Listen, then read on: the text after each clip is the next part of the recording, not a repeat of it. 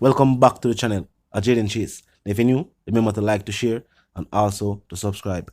Now, based on the statements made from law enforcement, it seems as if Phillip Paulwell's first baby mother returned to the island and chose to stay with Paulwell to be close to the investigation, whether to monitor it or to perverse the course of justice by tampering with what evidence the law enforcement could have gathered or information that the law enforcement could have gathered.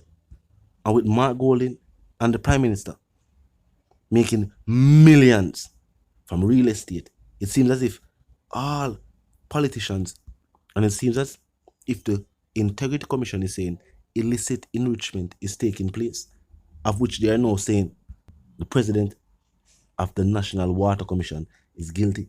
Now I'm going to hear what going, and they will continue the reasoning. Look and listen. One baby mother, although I just told a friend Phillip need to do DNA to make sure the child is hers. On the day of hired a man to kill the child and the second baby mama. That morning, Phillip went jogging. She gave the man the car, and the man drove the car to the baby mama's house. That's why she went in the car, because it was Phillip's car. So she was right to say Phillip sent for her. But Phillip didn't know this, so she goes and the man kills them. So Leota paid the man. But Leota now wants the man dead. So she hires another man to go and kill the first man. Oh my God, I'm in shock. So I said, this is a Dateline series. Well, the second man shoots and misses the first man. So the first man realizes that Leota setting up to kill him, so she has no witnesses. And he went to the police and said to the police, here's where the body is. I'm confessing to everything. Here is all the details. So that's how they found the body, and that's how they have the evidence. And so I don't know who the third man is, but Leota is a female. The first man who did the killing, the second man who went to shoot the first man. And no, she dangerous, Pat. Holy Mother of God. And as I told you, she was in the house that the day they were abducted, so she knew everything that the police was doing. So she was always one step ahead of the police because she was listening to everything in Phillip's house. Anyway, Phillip, God bless him. My friend said he spoke to him yesterday and just said, look here, you need to heal for you. But he was trying to find a counselor for the daughter, for him and Leota. And even though that child is Phillip's image, I just said to the friend, Phillip needed the DNA before he take on any more children. So he's looking after the daughter. Can you believe it, Pat? Can you believe it?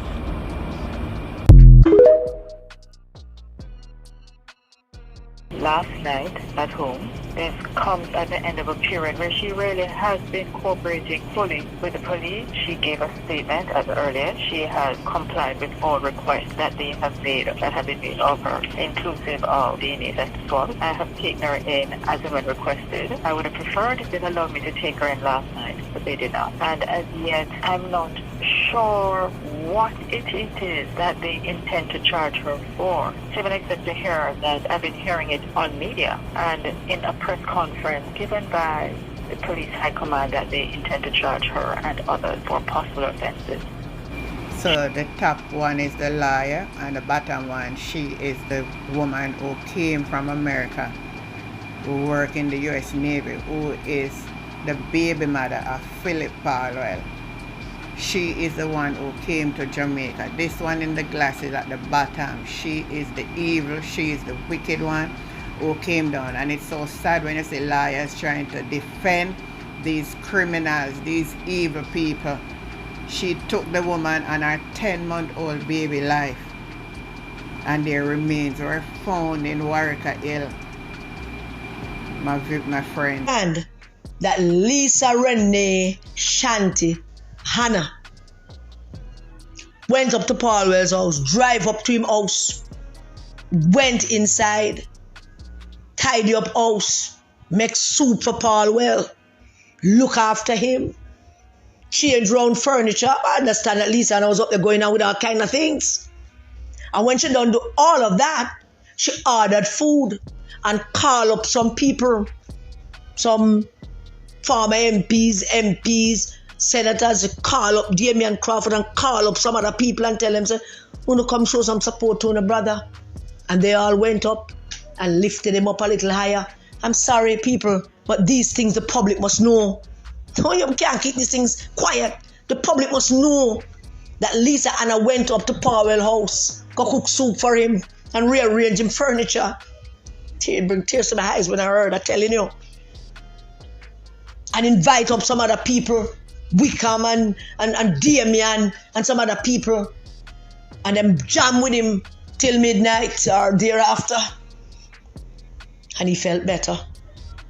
And that is how comrades gather around comrades. And this piece of shit that Uno have a call leader of the PMP, I tell Paul, say, even if I come a PMP conference, well, I'm telling her, if this is it, I'm telling her there's no. The investigation concerns allegations of irregularities in the approval and post-permit monitoring processes in relation to the construction of a residential development located at 11 Charlemont Drive, Kingston 6. According to the DI's report, Mr. Barnett and his wife, Mrs. Annette Francis Barnett, were issued permits from the National Environment and Planning Agency, NEPA, and the Kingston and St. Andrew Municipal Corporation, KSAMC, in relation to the construction. The permits limited the development to 2 3-story blocks consisting of 12 one-bedroom units. Notwithstanding the terms of the permits, the erected development consists of 2-bedroom units and 3-bedroom units in breach of the permits issued. The DI concludes that Mr. Mark Barnett and Mrs. Barnett breached the building, planning and environmental permits which were issued by the KSAMC and NEPA.